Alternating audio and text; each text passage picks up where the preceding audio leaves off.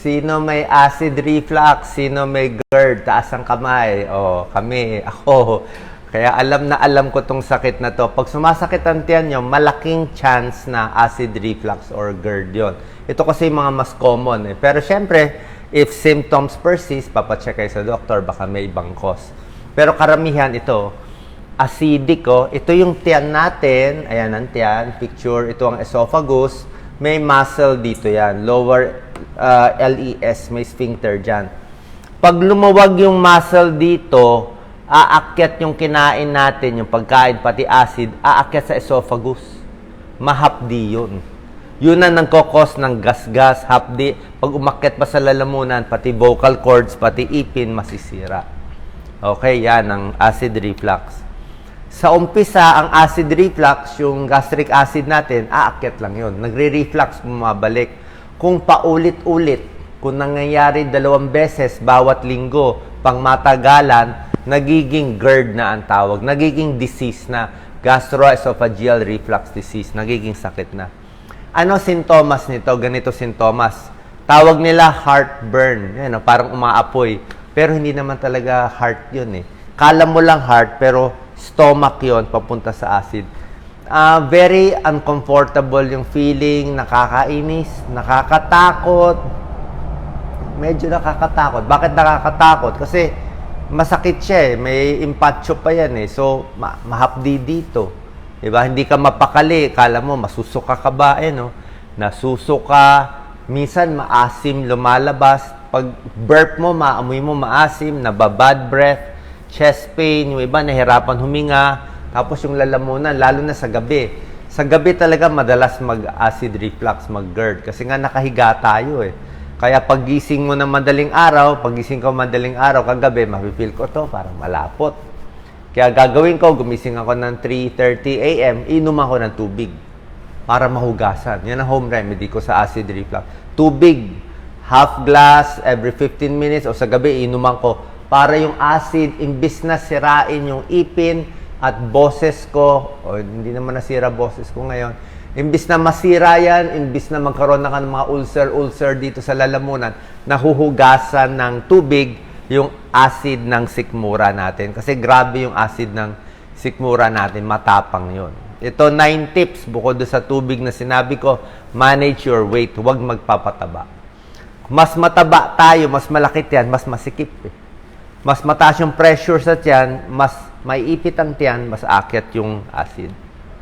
Alamin ano ang good foods or bad foods para sa'yo. Kanya-kanya. Pero merong mga survey na sa ibang tao ang nagtitrigger, maasim, tomato sauce, tomato base. Pero sa akin, tomato, medyo kaya ko naman.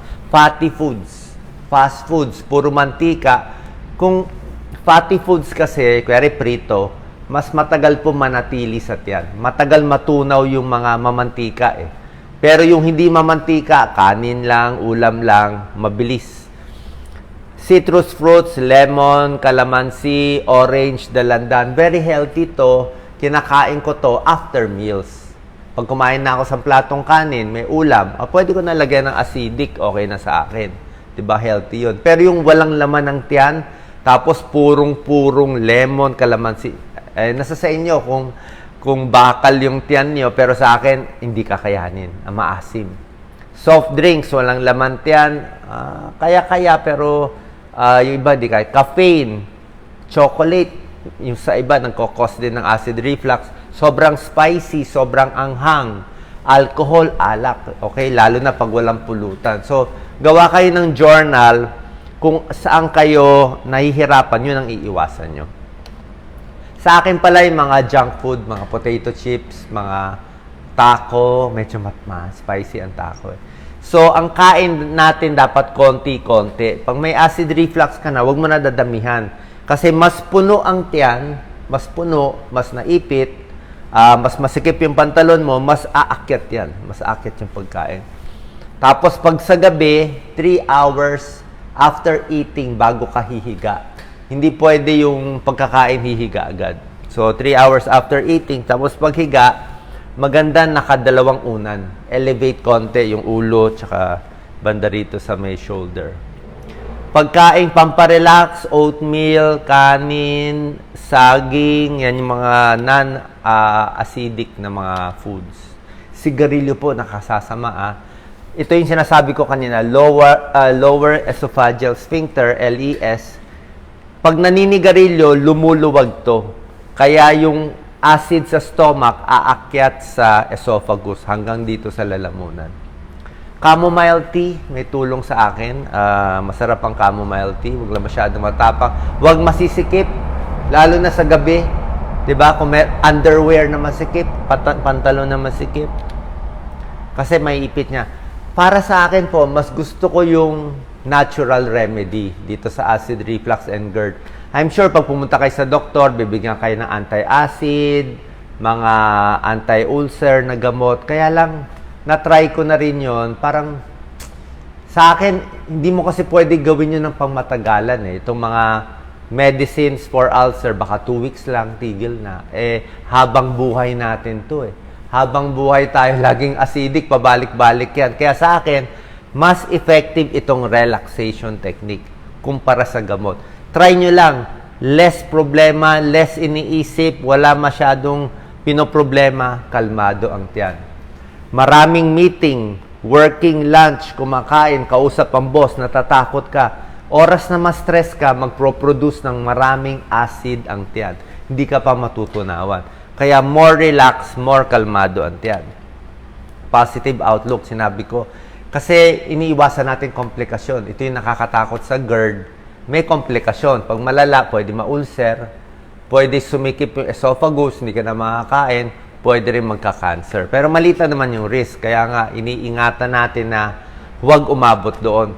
Ginagawa ko pa, after eating, maganda, naglalakad ako. Nakatayo, maglakad ka ng 10-15 minutes. Kasi with gravity, nakatayo tayo after eating, mas mabilis ang digestion.